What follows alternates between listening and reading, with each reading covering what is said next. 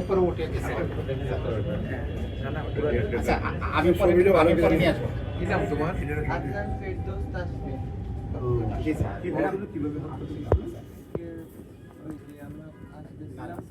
কয়েকজন ছেলেরা যারা ছিল আর কি আমি সবাই স্যারের বাসা থেকে আমরা কাছে উপরে উঠলাম। তো আমাদের ডাকিয়ে জিজ্ঞেস করতেছিল যে কই থাকো তোরা কি আছে?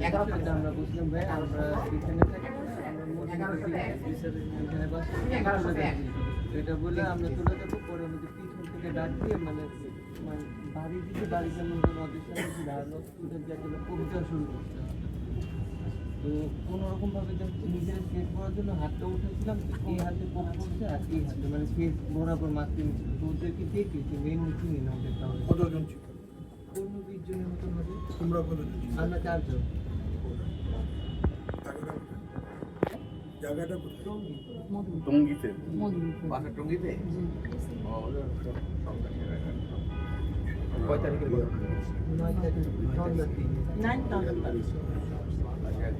তারপর শরীর বলেন। স্যার এই পেশেন্টটা স্যার হলে যে বিকাল 5টার দিকে এই ঘটনাটা ঘটে, একদম এই বৃদ্ধাঙ্গলটা রেখে এই বরাবর সম্পূর্ণ পড়ে যায় স্যার।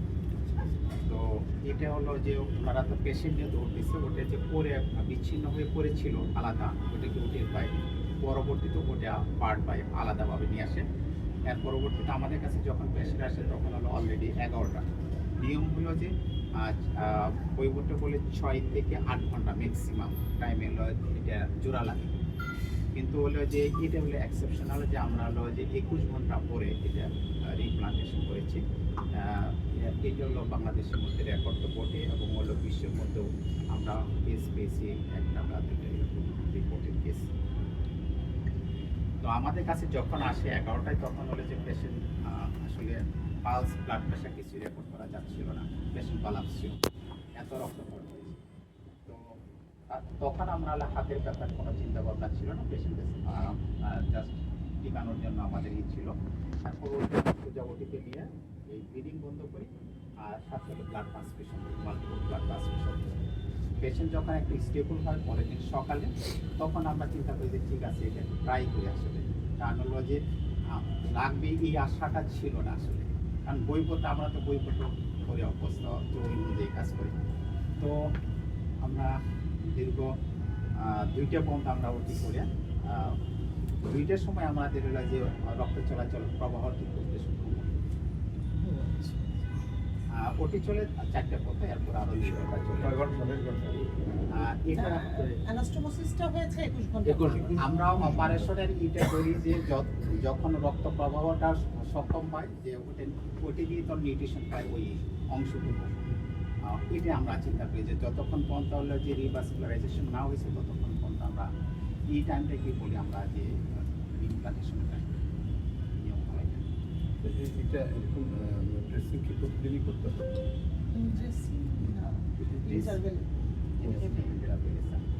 আর বেসিক্যালি আমাদের যে কেসটা স্যার হলো যে রিপ্লান্টেশন কেসটা, এটা হলো আমরা নিয়মিতই পাই এখানে। কিন্তু এর ক্ষেত্রে এক্সেপশনাল একটাই যে এত দীর্ঘ সময় পরে আমরা সাধারণত 4 থেকে 6 ঘন্টা বা ম্যাক্সিমাম 8 ঘন্টা পরে অবস্থা।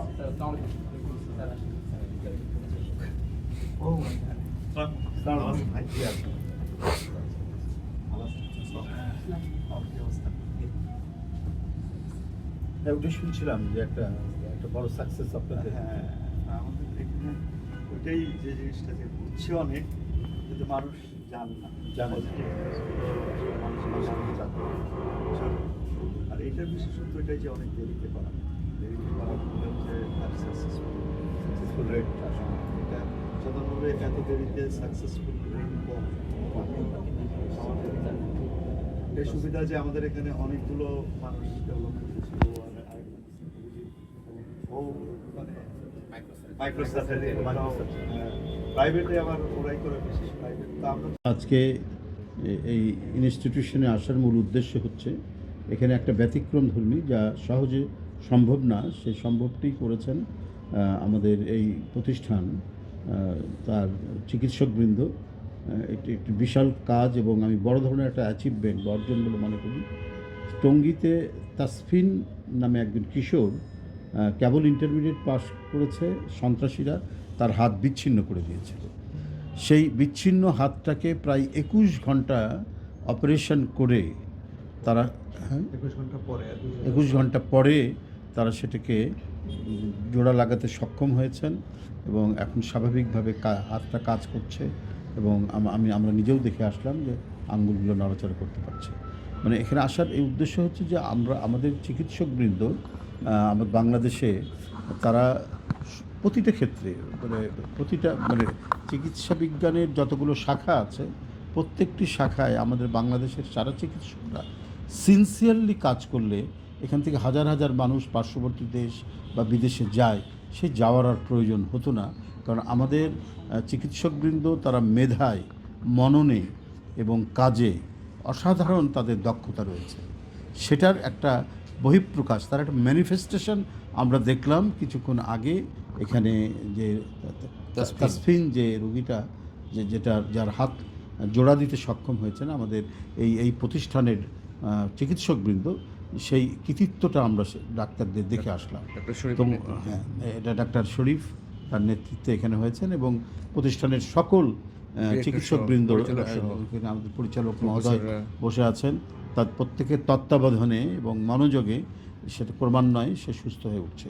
তো আমার মূল উদ্দেশ্য দেখা যে একটা বিষয় হলো যে আমাদের চিকিৎসকরাও কত বড় ধরনের কাজ করতে পারে সেটি একটি দেখা, এবং অসুস্থ রোগীকে দেখা, বিচ্ছিন্ন হাত সেটা জোড়া লাগাতে সক্ষম হয়েছে সেটা আমরা চাক্ষুষ আমরা সেখানে দেখে আসলাম।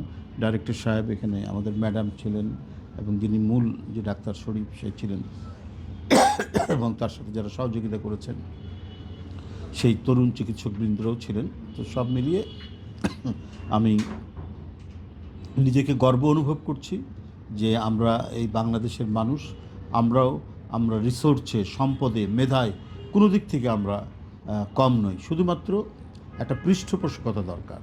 আমাদের রাষ্ট্র যদি ঠিক প্রো পিপুল হয়, আমাদের রাষ্ট্র যদি সঠিকভাবে এটার যে পৌরোহিত্য করতে পারে, সঠিকভাবে যদি তত্ত্বাবধান করতে পারে, তাহলে আমরা পৃথিবীর মধ্যে একটা সমৃদ্ধশালী রাষ্ট্র, একটি আধুনিক রাষ্ট্র আমরা গড়ে তুলতে পারব। তার নমুনা আমরা এখানে আজকে দেখতে পেলাম কিছুটা।